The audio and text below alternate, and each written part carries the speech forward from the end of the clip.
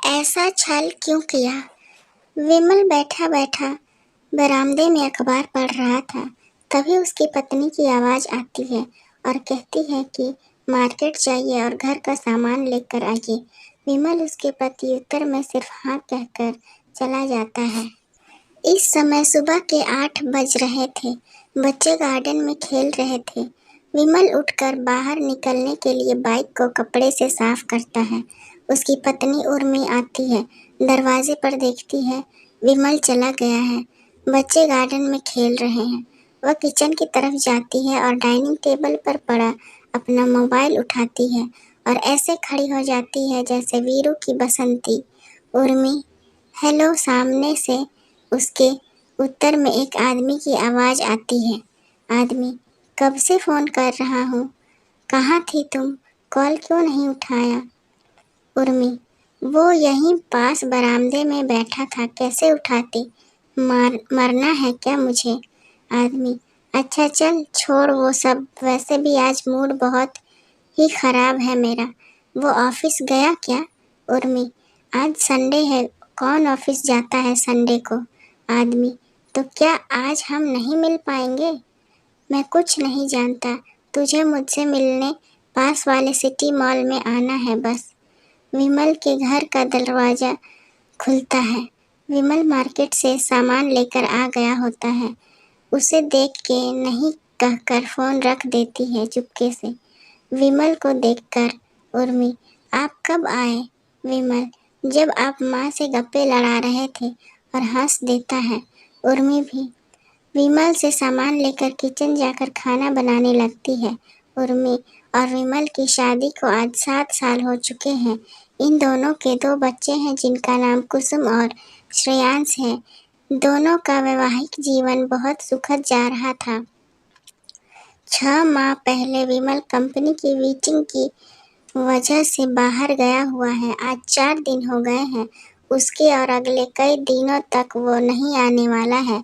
इसी बीच उर्मी के पास ज़्यादा काम नहीं था तो मोबाइल में फेसबुक आईडी बना ली।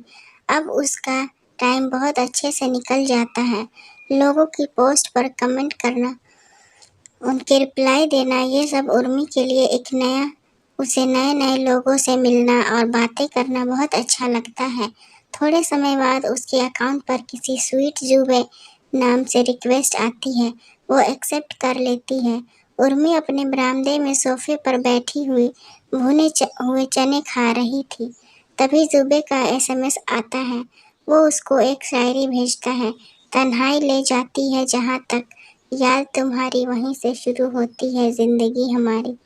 नहीं सोचा था हम चाहेंगे तुम्हें इस कदर, पर अब तो बन गए हो तुम किस्मत हमारी। उर्मी अपने रूम में बैठी हुई है। अचानक उसका मोबाइल का ट्यून बजता है। वह उत्सुकतावश अपने मोबाइल को उठाती है। जब उसने देखा तो उसने पाया कि जुबे के 4 मैसेज आए हुए थे। हेलो, हाय, कैसे हो? लेकिन वह उसकी तरफ ध्यान नहीं देती है। जुबे उसे बार बार मैसेज किए जा रहा था। उसने जुबे को ब्लॉक कर दिया। जुबे जो कि लड़कियों को इम्प्रेस करने में माहिर था, उसे कैसे कोई लड़की ब्लॉक कर सकती है? जुबे का गुस्सा चरम सीमा पर था। जुबे मन में ही, इसका तो वो हश्र करूँगा कि इसकी रूह कांप जाएगी। औकात ही क्या है इसकी मेरे सामने, मुझे ब्लॉक कर दिया, अब तो तू गई। रात का समय, इधर उर्मी इन सब से बेखबर रात के खाने में लग गई। बच्चे जल्दी खाना खाकर अपने रूम में चले गए। उर्मी बच्चों के रूम में जाकर देखती है बच्चे सो रहे हैं। इस तरह से उसको दोपहर के 12 बज जाते हैं। अब उसे भी सोना चाहिए। सुबह उठकर बहुत काम करना है और उसके लिए जल्दी उठना भी पड़ेगा। ऐसा सोचते हुए वह अपने रूम में चली गई। उसने सोने की कोशिश की लेकिन नींद नहीं आई तो सोचा थोड़ी देर मोबाइल देख लूँ, इसी बहाने दोस्तों के पोस्ट पे कमेंट भी कर आऊँगी। और उर्मी अपने दोस्तों से बातें करने में खो जाती है। इधर जुबे को अपने अपमान का बदला लेने की जल्दी हो रही थी तो उसने एक बार उर्मी की प्रोफाइल चेक करना मुनासिब समझा। वह जाकर उसकी प्रोफाइल में देखता है उसके बहुत सारे दोस्त हैं। फिर वहाँ से उस दोस्त को ढूंढता है जो उर्मी की हर पोस्ट पर कमेंट करती है। आखिर में उसे बहुत मेहनत करने के बाद एक ऐसी उर्मी की दोस्त मिल जाती है जो उर्मी के बहुत करीब है। जुबे मन में स्वाति उर्मी की दोस्त का नाम आहा बकरा तैयार है हलाल होने को। वह जुबे मियाँ आज तो मजा आ जाएगा। जुबे अपने काम पे लग जाता है। वह जल्दी से अपनी एक न्यू आईडी बना लेता है और स्वाति के सभी फोटो पर लाइक और कमेंट कर देता है और फिर वह सोने चला जाता है और मोबाइल को अपने पास रखे स्टैंड पर रख देता है और सो जाता है। अगला दिन उर्मी सुबह सुबह उठकर नाश्ता बनाकर अपने बच्चों को स्कूल भेज देती है और फिर वह अपने घर के बाकी कामों में लग जाती है। इस तरह से उसको दोपहर के 12 बज जाते हैं।